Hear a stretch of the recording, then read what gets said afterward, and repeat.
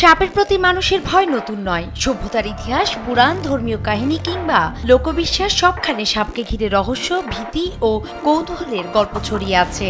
কোথাও সাপকে মৃত্যুর দূত, আবার কোথাও শক্তি ও পুনর্জন্মের প্রতীক হিসাবে উপস্থাপন করা হয়।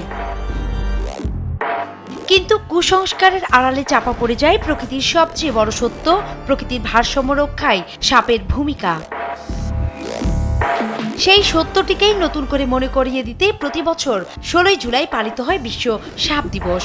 দিনটির উদ্দেশ্য সাপ সম্পর্কে মানুষের ভুল ধারণা দূর করা, এই প্রাণীটির প্রতি সচেতনতা বাড়ানো এবং সংরক্ষণের গুরুত্ব তুলে ধরা।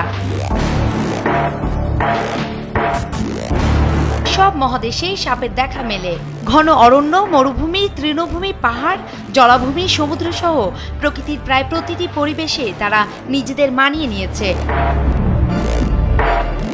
এ পর্যন্ত বিশ্বের ৩,৫০০-এরও বেশি প্রজাতির সাপের সন্ধান পাওয়া গেছে।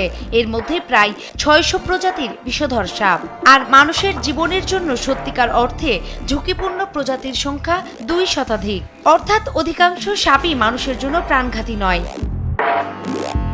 সাপ প্রকৃতির অন্যতম দক্ষ শিকারী। অন্য প্রাণীর মতোই তারা খাবার চিবিয়ে খায় না। তাদের চোয়ালের বিশেষ গঠন বড় শিকারকে সম্পূর্ণ গিলে ফেলতে সাহায্য করে। সাপকে অনেকে আক্রমণাত্মক প্রাণী মনে করেন। বাস্তবে অধিকাংশ সাপই মানুষের সংস্পর্শ এড়িয়ে চলতে চায়। শিকার ধরতে বা নিজের জীবন হুমকির মুখে পড়লেই তারা আক্রমণ করে। আত্মরক্ষার জন্য কেউ কেউ পরিবেশের সঙ্গে মিশে যায়, কেউ শরীর গুটিয়ে নেয়, আবার বিষধর প্রজাতিগুলো প্রয়োজনে বিষ প্রয়োগ করে। তবে বন উজাড়, জলবায়ু পরিবর্তন, প্রাকৃতিক ধ্বংস ও খাদ্য সংকটে বিশ্বের বহু প্রজাতির সাপ আজ বিপন্ন। বিশ্বের সবচেয়ে ছোট সাপ বার্বাডোস থ্রেড স্নেক, যার দৈর্ঘ্য মাত্র 4 ইঞ্চির মতো। সবচেয়ে দীর্ঘ সাপ রেডিকুলেটেড পাইথন, আর সবচেয়ে ভারী গ্রিন অ্যানাকোন্ডা। বিষধর সাপগুলোর মধ্যে আকারে সবচেয়ে বড় king cobra.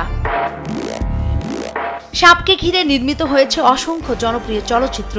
Anaconda, snakes of a plane, Harry Potter and the chamber of secrets, এসব সিনেমায় সাপকে ভয় ও রহস্যের প্রতীক হিসাবে তুলে ধরা হয়েছে। আবার কৃষকের ক্ষেতের ইঁদুরের সংখ্যা নিয়ন্ত্রণ থেকে শুরু করে খাদ্য শৃঙ্খলের ভারসাম্যের বজায় রাখতে প্রকৃতিতে সাপের অবদান অপরিসীম। তারা না থাকলে অনেক ক্ষতিকর প্রাণীর সংখ্যা অস্বাভাবিকভাবে বেড়ে যেতে পারে। এতে নেতিবাচক প্রভাব পড়বে কৃষি ও পরিবেশে। নূপুর মাহমুদ, নিউজ ডেস্ক।